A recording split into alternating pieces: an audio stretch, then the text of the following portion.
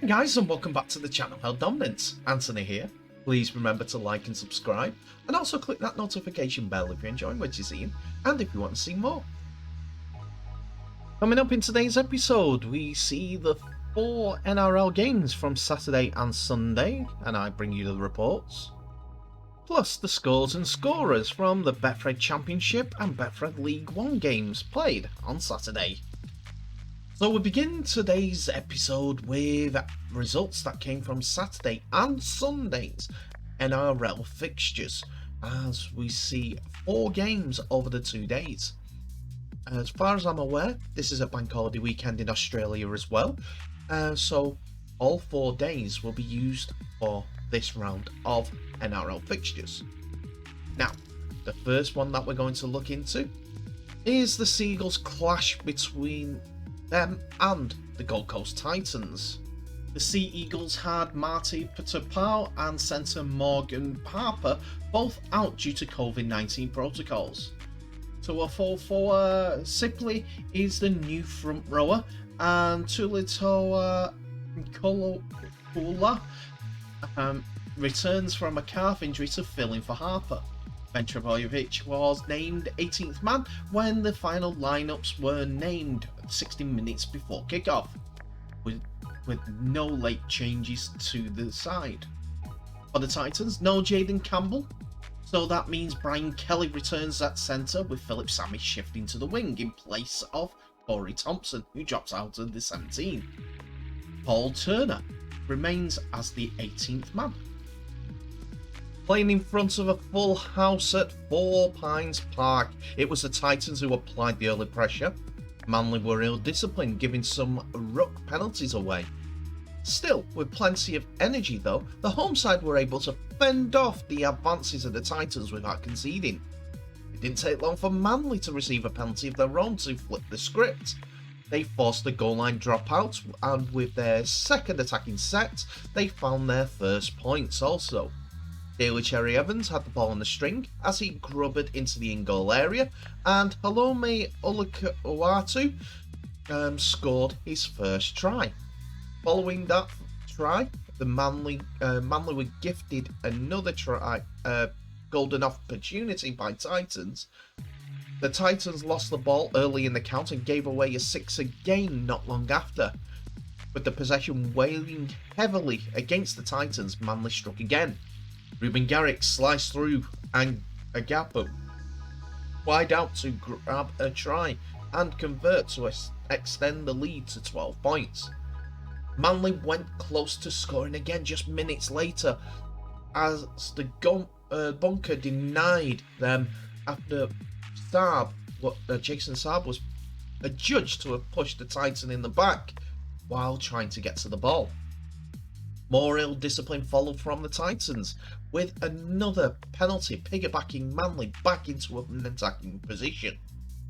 Off the back of sustained pressure, Aomole Olakauatu bulldozed his way into the in-goal area, only to be held up by AJ Brimson.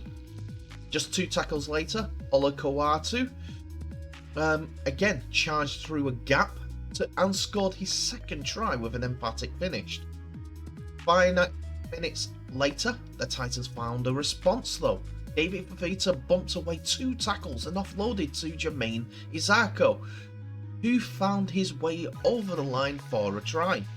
Just as quick as they scored, the Titans' work was undone as they knocked on deep in their own half. It was that man Izako, after a kick return was caught and passed to him about 20 metres out, but he had to leave for a HIA after that because he got a big bump to the head while scoring the try. This gifted another chance for Manly, and they pounced when Kieran Foran brushed through a tackle to land a try in the shadows of the break. Both sides traded attacking sets after the break. The Titans needed to be first to score, and they did just that. Toby Sexton put across a kick across the field, and AJ Brimson regathered. He passed to Brian Kelly, who got an overlap and scored in the corner. With more possession at their disposal, the Titans went to their X Factor. David Pavita carved a hole into the right edge defence of Manly and got over for a try. Toby Sexton failed to convert for the third time as the lead stayed at 12. Would have been 6 with the 3 conversions of the Titans' tries. Missed all 3. After leaking 2 tries in a row, Manly looked shaky with the Titans responding strongly. Surging with confidence, the visitors had another try less than 10 minutes later. Will Smith threw a short pass to Tino Pasamalau. I apologise if I got that completely wrong, it's so many vowels.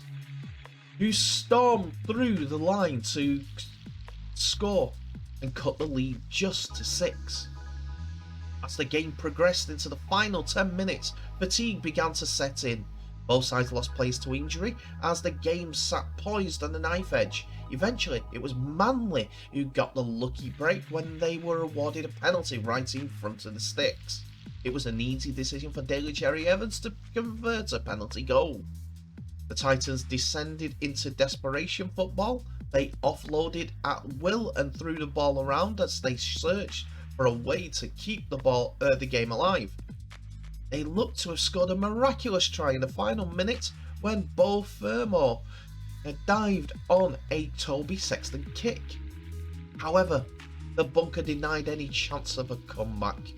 On replay, Fermor was ruled to be in front of Sexton when the kick went in, which all but ended the game as Manly survived a Titans fight back to record an 8-point win. The final scores: Manly Seagulls 26, Gold Coast Titans 18. Our next report comes from a game that featured 2 of the 3 teams that are trying to keep pressure on the Penrith Panthers, as these teams have only lost 1 game so far from their 5 games. And it's the game between the Melbourne Storm and Cronulla Sharks, and both teams have 4 wins from their 5 games. Both teams are looking to keep pressure on the Penrith Panthers, who have already won this weekend and are the only side that are unbeaten so far in this NRL season. So here are the teams. The Storm have the Bromwich brothers, Jesse and Kenny, both out after testing positive for COVID-19. Brandon Smith and Trent Bolero have been added to the starting side, with Chris Lewis and Alec McDonald joining the bench. Tyron Wishart returns on the bench for the 3rd NRL game, and Jordan Grant is named the 18th man.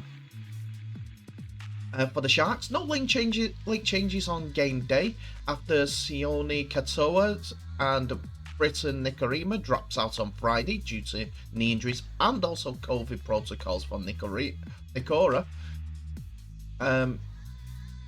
Maweni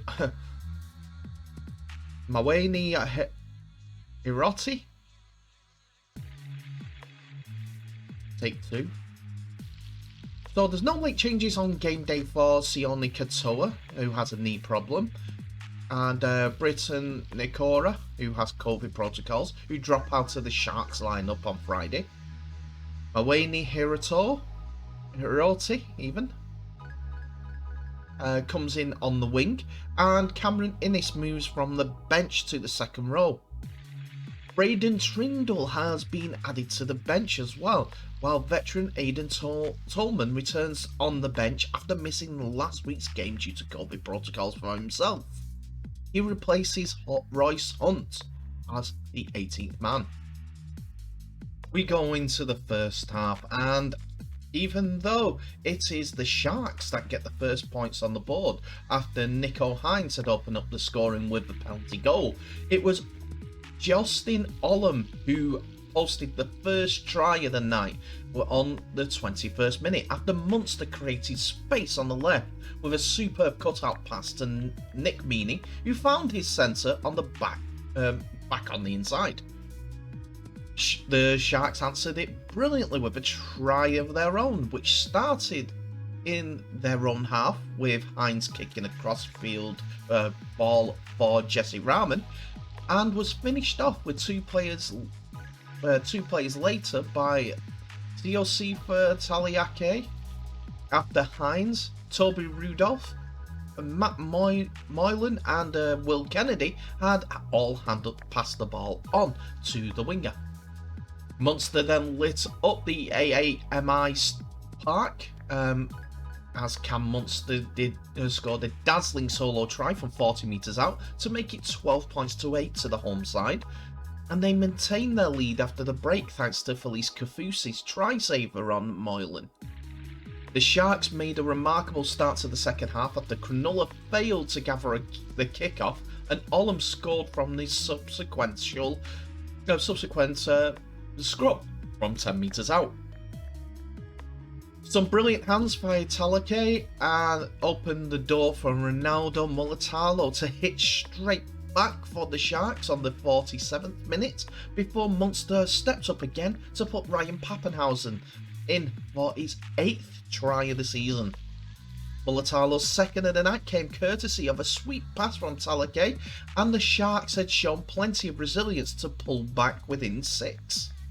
A burrowing effort by the Storm's Harry Grant out of dummy half in the 64th minute gave the Storm breathing space once again at 30 points to 18. The Sharks were penalised for a high shot on Olam soon after, and Pappenhausen added a penalty goal from this to make it 32 points to 18. Another penalty in the 72nd minute handed Pappenhausen a simple shot directed in front of the post, taking his personal tally to 18 points for the night, the most by any Storm player in a game versus Cronulla. Melbourne's win was the 5th of the season and lifted them up above the Sharks into second place behind the unbeaten Panthers. And a quick bits and pieces from the game. Cronulla's forward leader Dale Finucane lasted just 8 minutes after he was taken off for a HIA after an attempted tackle on Nelson Asofa Solomona. Felice Kafusi was placed on report in the 9th minute for a late contact on Nico Hines after the Sharks' number 7 had passed the ball. Kafusi went on report again in the second half for a crusher tackle on Mulatalo. Cameron Innes went on report for a hip-drop tackle on Ryan Pappenhausen, which left the Storm number 1 clutching his ankle. Justin Olam was at his tackle-bursting best for the Storm, coming up with 8 for the night, while his centre partner Remy Smith had 4. Teosifa Taliake is renowned for his powerful running, but it was a soft dance that came to the fore at the AAMI Park with 2 sublime tries as this for Ronaldo Mulatalo. The Sharks completed their first 27 sets before a mistake by Jack Williams in the 64th minute finally ended their streak. Trent Lolero came into the starting side for the first time in 2022 for the Storm and played the full 80 minutes, making 104 metres from 10 hit-ups. But the final score was Melbourne Storm 34, Cronulla Sharks 18. Before we go on to Sunday's NRL games, we will go through the 3 games that were played, 2 in the Championship and 1 in the Betfred League 1, as we see weekend rugby league throughout the day, all the way through this bank holiday weekend. Anyway, here are the Championship scores. After the 4 games that we saw on Friday, Saturday saw Sheffield first of all play London in a 30 points to 10 victory for the Eagles. Sheffield had QLT to thank for 2 tries and Thackeray for a hat-trick, while Isaac Farrell kicked over 4 conversions and a penalty. For London Broncos, Moki Dreki scored 1 try and Akani scored the other, while Dane Chisholm converted a penalty. And York City Knights beat Newcastle Thunder 38 points to 6 as Thompson, Dixon, Glover, Toust scored twice. Batongo and Brown scored tries for the Yorks for the Knights, while Harris kicked over 5 conversions. Newcastle Thunder had Gallagher scoring their try, and Shorrocks adding the conversion. Sunday will see the final game between Whitehaven and Workington in this local derby in Cumbria, which will be fun for everyone involved on Easter Sunday. So now we're going to League One, as Saturday saw Doncaster face Cornwall, and it was another one-sided affair, unfortunately for Cornwall, as Doncaster ran out 52 points to 16 victors against the newly formed rugby league side. Now, with that, we saw tries from Matteo Howe, Story scored twice, Halliday, Johnston, Corion, Foster and Smeaton all going over for tries to set Doncaster on their way, while Robinson hit 8 conversions. But Cornwall still had the fire in their belly, as Lloyd, Burton and Myers all got tries apiece. Johns kicked over 2 goals. As we know, Cornwall are in the first year, but they are showing a little bit more promise when it comes to their edge defence, which has been a problem for their first 2 games. But it is a skills improvement that they need, as most of the players are rugby union converts. There'll be 2 games from League One on Easter Sunday, as Midlands Hurricanes face London Scholars, while Swinton Lions face North Wales Crusaders. We now go back to the NRL, as we see the 8th place side face the 9th place side, as both teams have 3 wins apiece in this opening NRL stanza. We see the New Zealand Warriors travel to the Sydney Roosters in this Sunday morning game. A couple of late positional switches before kick-off, with Drew Hutchinson starting at hooker, with Sam Verrills shifting to the bench. Angus Crichton also starts in the back row, moving Nat Butcher to the bench also.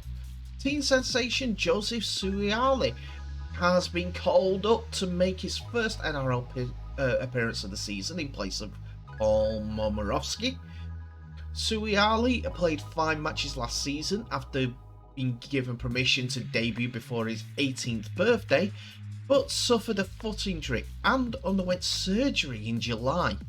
He is one of 3 changes to the Roosters backline before the kickoff, with Connor Watson and Siosua Takiaho dropping out. Daniel Saluka Fafita replaces Takiaho on the bench.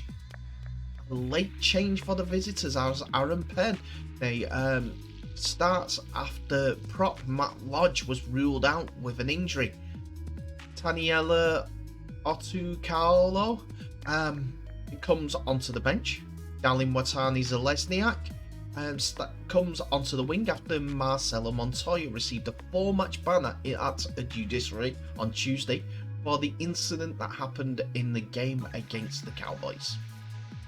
We go into the first half, and it's the Warriors that shoot out of the blocks early in the contest to set up an 8-0 lead, with Adin Fanua Blake bursting the line to earn his side a penalty goal before Edward Cozy finished off a backline movement on the left edge inside of 15 minutes.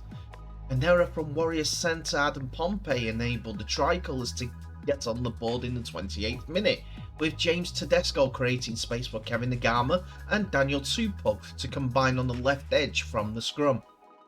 The Warriors' second half started poorly, with Reece Walsh kicking the ball out on the full. From there, the home side got down the other end of the field and kicked a penalty goal to level the scores at 8-8. Further tries from Nagama and Sam Walker allowed the Roosters to take a 20 points to 8 lead, with a quarter of the game left, but the visitors got back into the contest. A spectacular Warriors try starting by Sean Johnston and finished by Dylan Watani-Zalesniak set up a grandstand finish until a failed captain's challenge stopped the momentum. The Roosters were awarded a penalty goal late in the match to kick their way out to an 8-point lead after Angus Crichton had been ruled to have interfered with the play of the ball by Pompey. It was a perfect day with the boot from Sam Walker, who slotted over 5 from 5 to go with a try, helping guide the Roosters to victory. The Roosters' win was their 20th at the Sydney Cricket Ground from 26 matches since 2019. Roosters prop Jared Waihara-Hargreaves was placed on the report in the 23rd minute for high contact on Aaron Penn. Roosters lock Victor Radley was placed on report also on the 35th minute for high contact on Edward Cosey. Warriors halfback Sean Johnson picked up a knee concern late in the contest, but finished the match. And Roosters 5'8" Luke Cleary played his 100th game for the club. All that stemmed to a win for the Roosters, 22 points to 14 over the New Zealand Warriors. And we finish off today's video with Sunday's NRL fixture between 11th and 14th in the NRL table, as the Newcastle Knights travelled to St George Illawarra Dragons for hopefully one of these teams to start their season. Knights have got 2 wins from their 5 games, but the Dragons have only got 1 win on the board so far this season, as has been indifferent. St George Illawarra have only had 1 win since the infamous barbecue, which saw all the fines and suspensions and also sackings of players during the 2021 season. So here are the teams. Speaking of the Dragons, Josh Kerr earns a promotion in the starting side, with Aaron Wood dropping back onto the bench, while Josh Maguire returns from suspension. Tyrell Fuimoano and Tyrell Sloan drop out before kick-off, while George Burgess is included in the bench. For the Knights, Adam Clune is a late withdrawal after failing to get through Saturday's final training run, replaced by Phoenix Crosslands in the half. Jacob Safiti switches with his brother Daniel and will start alongside David Clemmer, moving the New South Wales representative to the bench. Simi Sasagi comes into the 17 as a bench utility player. So we start off the first half with a penalty goal for a late shot, enabled a kick for the Dragons to take a 2-0 advantage before Andrew McCulloch made a mockery of his former teammates to catch defenders napping close to the line. Newcastle weren't afraid to throw the ball around despite being down on the scoreboard, and managed to get a try back before half-time, with Tyson Frizzell and Kalen Ponga keeping the ball alive to send Enori Taulo over on the right edge. The Knights hit the lead in the 48th minute when Dane Gagai finished off a frantic last play. It was then an enthralling encounter between the two sides, who were equally as desperate to turn their early season form around after sluggish starts. The Dragons enjoyed 56% of the possession in the opening half and an 8-0 lead, but didn't have it all their way as Newcastle kept repelling their attack, and with back-to-back tries from Jack Bird and Fagia, sorry, I'll get his name right, Matt Fagia, got the Red V back in front, but the Newcastle Knights had another say after Kalen Ponga crossed a short time later to level the scores at 16 all. It was a 78th minute field goal from Zach Lomax that made it 17 points to 6 with 2 minutes left on the clock before the Dragons kept the ball alive on the stroke of full time for Fagia to cross for his second of the afternoon to win the game for the Dragons. The Dragons remain unbeaten over the Knights at Wynn Stadium since 2011. They have now won 5 of their last 7 appearances against the Knights in all, with the Alex McKinnon Cup being secured by St George for the 7th time that it was played between the two clubs.